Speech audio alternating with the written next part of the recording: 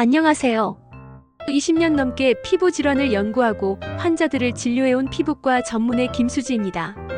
오늘 제가 말씀드릴 내용은 조금은 생소하게 들릴 수 있습니다. 하지만 단언컨대 이 주제는 여러분의 일상적인 건강 습관을 완전히 바꾸게 만들고 어쩌면 생명을 지킬 수도 있는 이야기입니다. 그 시작은 바로 귀 뒤, 우리 몸에서 가장 소홀히 여겨지는 부위 중 하나입니다. 매일 세수는 하시지만 귀 뒤까지 꼼꼼히 씻고 계신 분은 얼마나 되시나요? 대부분은 이 부위를 씻지 않거나 대충 지나치곤 합니다.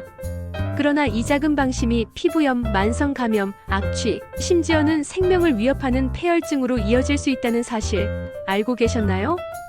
귀 뒤에서 시작된 생명을 위협하는 질환 폐혈증. 우리는 흔히 폐혈증을 대수롭지 않게 여깁니다. 하지만 이 질환은 실제로 전 세계적으로 매년 500만 명 이상이 사망하는 심각한 전신 감염입니다. 폐혈증은 단순한 감염이 아닙니다. 세균이나 바이러스, 곰팡이 같은 병원균이 몸 안으로 들어와 혈액을 타고 퍼지며 전신에 염증 반응을 일으키는 질환입니다. 이때 우리 몸은 과도한 면역 반응을 일으키게 되고 이는 오히려 신체 여러 장기를 공격하며 망가뜨리기 시작합니다. 초기 증상은 다음과 같습니다. 39도 이상 고열 또는 저체온, 빠른 맥박, 빠른 호흡, 식욕 부진, 무기력, 의식혼란, 말이 어눌해짐, 혈압 저하, 호흡 곤란. 이 상태에서 치료가 늦어지면 폐혈성 쇼크, 그리고 신장 간폐심장 등 다기관 부전으로 이어집니다. 결국은 생명을 위협하는 위급한 상황이 되는 것이죠. 그런데 이 치명적인 병이 귀 뒤의 작은 상처나 피부염에서 시작될 수 있다는 사실 놀랍지 않으신가요? 왜 하필 귀 뒤일까요? 귀 뒤는 우리가 세수하거나 샤워할 때 손이 잘 닿지 않고 머리카락이나 안경, 이어폰 줄 등에 가려져 늘 습하고 따뜻한 상태로 유지됩니다. 이러한 환경은 피지, 각질, 먼지, 땀이 축적되기 쉬운 조건을 만들며 결국 세균 곰팡이 진드기 등 미생물이 번식하기 딱 좋은 장소가 됩니다. 특히 여름철이나 땀이 많은 분, 긴 머리를 기른 분, 안경을 오래 착용하는 분들에겐 더욱 위험합니다. 귀 뒤는 겉으로 보기엔 아무 문제가 없어 보여도 안쪽에 붉은 발진, 각질, 진물, 작은 상처들이 숨어 있는 경우가 많습니다. 문제는 이 작은 상처를 통해 세균이 피부 속으로 침투해 결국 혈관을 타고 전신으로 퍼질 수 있다는 것입니다. 귀 뒤에서 흔히 나타나는 피부 문제들. 귀 뒤에서 가장 흔히 나타나는 증상은 다음과 같습니다. 지루성 피부염. 피지 분비가 많은 부위에서 흔히 발생합니다.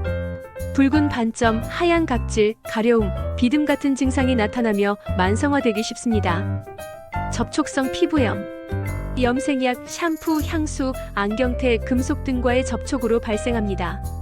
가렵고 따가우며 진물이 나기도 합니다. 모낭염 및 농양. 모공이 막히고 세균이 침투하면 염증이 생기고 고름이 잡힙니다. 심할 경우 피부 속 깊은 조직까지 감염되어 절개 배농이 필요하기도 합니다. 귀 뒤 악취. 특유의 지린내 혹은 쉰 냄새는 피지땀 세균이 섞여 발생하는 것으로 사회적인 불편함까지 초래할 수 있습니다. 그리고 폐혈증.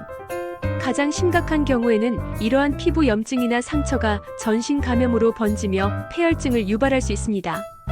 귀 뒤를 어떻게 씻는 게 제대로일까? 귀 뒤는 단순히 샴푸 거품이 스쳐 지나가는 것만으로는 절대 충분하지 않습니다. 오히려 샴푸에는 기름을 유화시키는 성분이 포함되어 있어 제대로 헹궈내지 않으면 오히려 피부 자극을 유발할 수 있습니다. 다음은 제가 직접 환자들에게 권하는 귀 뒤 세정 루틴 4단계입니다. 스텝 1. 천연 비누로 꼼꼼히 닦기. 향이 없는 천연 성분 비누 사용. 손가락 끝이나 부드러운 수건으로 귓뿌리, 귓불 뒤, 목 연결 부위를 원형으로 닦기. 하루 1회 이상 아침 세안 시 또는 샤워 중 실시. 스텝 2. 충분히 헹군 후 완전히 건조시키기. 샴푸, 비누 거품은 잔여물 없이 완전 제거. 수건으로 톡톡 두드려 닦은 후 필요시 찬바람 드라이기로 뽀송하게 말려주기. 스텝 3. 안경테 정기 소독하기. 안경 착용자는 안경다리가 귀 뒤 피부를 자극하고 세균을 옮길 수 있습니다.